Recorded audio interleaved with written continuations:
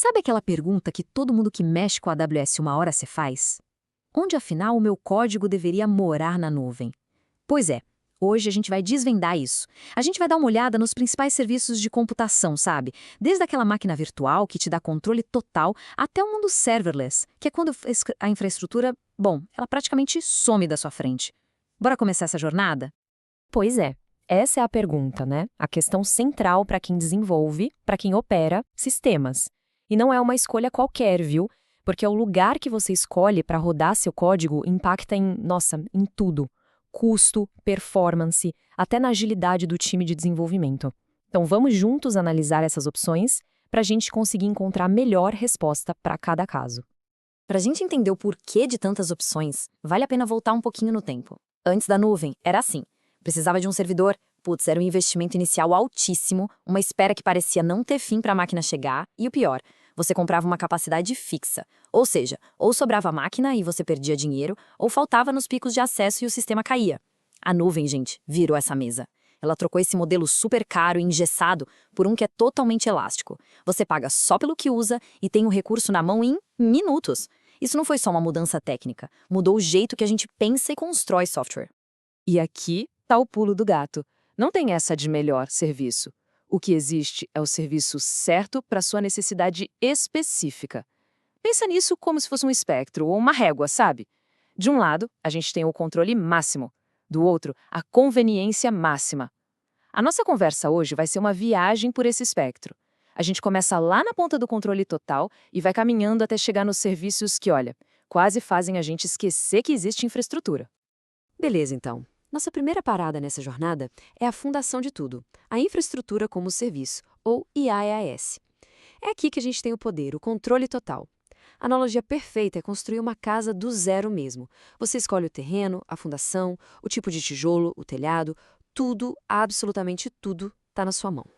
E o grande nome aqui, o serviço que é a base de quase tudo na AWS, é o Amazon EC2.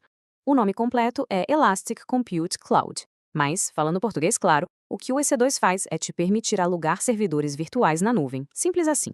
Ele é a espinha dorsal da AWS e, para quem veio do mundo de servidores físicos, o ambiente dele é bem familiar. E o mais legal é que o próprio nome EC2 já conta toda a história. O E vem de elastic, ou elástico. Significa que a gente pode aumentar ou diminuir o tamanho e a quantidade de servidores quando quiser, sem precisar de vingar a demanda. O C ao quadrado é de compute cloud. Compute é o poder de processamento, a CPU e a memória que a gente precisa. E cloud, bom, é porque tudo isso está na nuvem, disponível a qualquer hora, de qualquer lugar. Tá, mas e para colocar um servidor desses no ar? É complicado? Olha, apesar de todo o controle que ele dá, o processo é bem direto. Basicamente, são 3 passos. Primeiro, você escolhe um modelo, que a gente chama de AMI. Pensa na AMI como a planta baixa da sua máquina.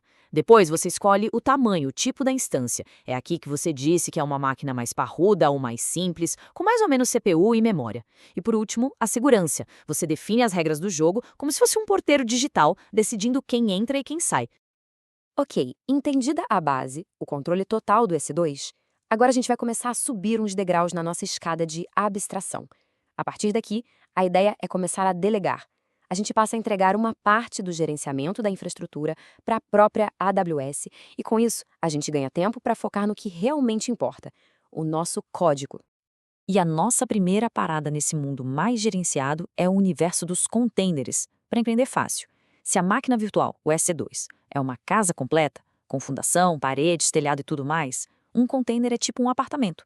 Ele aproveita a estrutura do prédio, o sistema operacional do servidor, mas dentro dele tem tudo que a sua aplicação precisa para funcionar. Tudo empacotadinho e isolado. O resultado? Eles são super leves, ligam em questão de segundos e, o melhor de tudo, são portáteis. Você pode pegar esse apartamento e colocar em qualquer prédio que ele vai funcionar do mesmo jeito.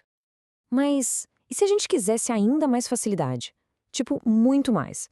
Aí, meu amigo, entra em cena o AWS Elastic Beanstalk. Ele é o que a gente chama de Plataforma como Serviço, ou PaaS. Pensa nele como o grande botão mágico da AWS para aplicações web.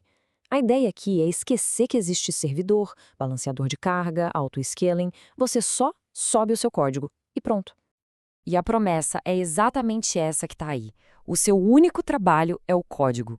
O Beanstalk por trás das cortinas cuida de toda a parafernália. Ele provisiona tudo, configura, monitora. A AWS gerencia o sistema operacional, o servidor web, tudo. Isso libera o time de desenvolvimento para fazer o que eles fazem de melhor, criar. É um ganho de produtividade, assim, absurdo.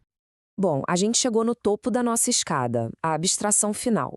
Agora a pergunta é: e se a gente pudesse rodar um código sem nem pensar que existe um servidor por trás? Sério, sem provisionar nada, sem gerenciar nada.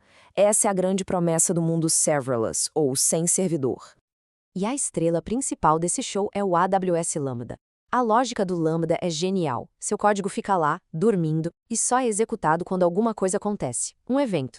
Pode ser um usuário fazendo upload de um arquivo, um clique num botão, uma chamada de API, qualquer coisa. Não tem servidor ligado 24/7 esperando o trabalho.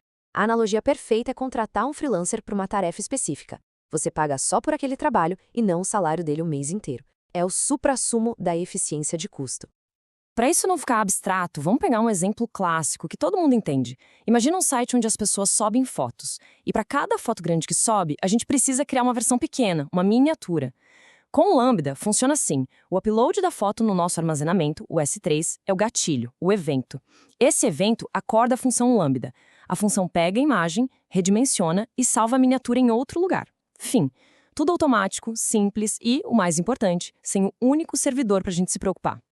Tá legal, muitas opções. E agora, como é que a gente escolhe? Bom, essa tabela aqui é tipo uma colinha que resume a nossa jornada. De um lado, no EC2 a gente tem controle total, mas com ele vem toda a responsabilidade de gerenciar.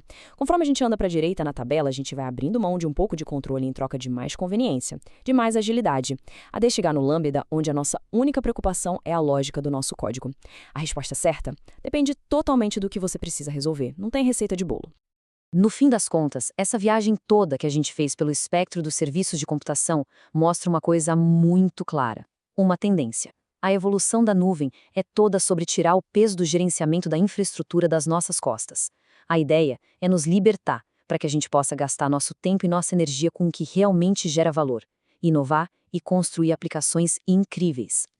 Isso tudo me leva a uma última pergunta, para a gente ficar pensando. Quando a gente não precisa mais se preocupar com o servidor, com patches, com escalabilidade, com toda essa complexidade, o que a gente pode construir? Que novas portas se abrem quando o foco pode ser 100% na criação? Fica aí a reflexão. Muito obrigada pela companhia, pessoal. A gente se vê na próxima.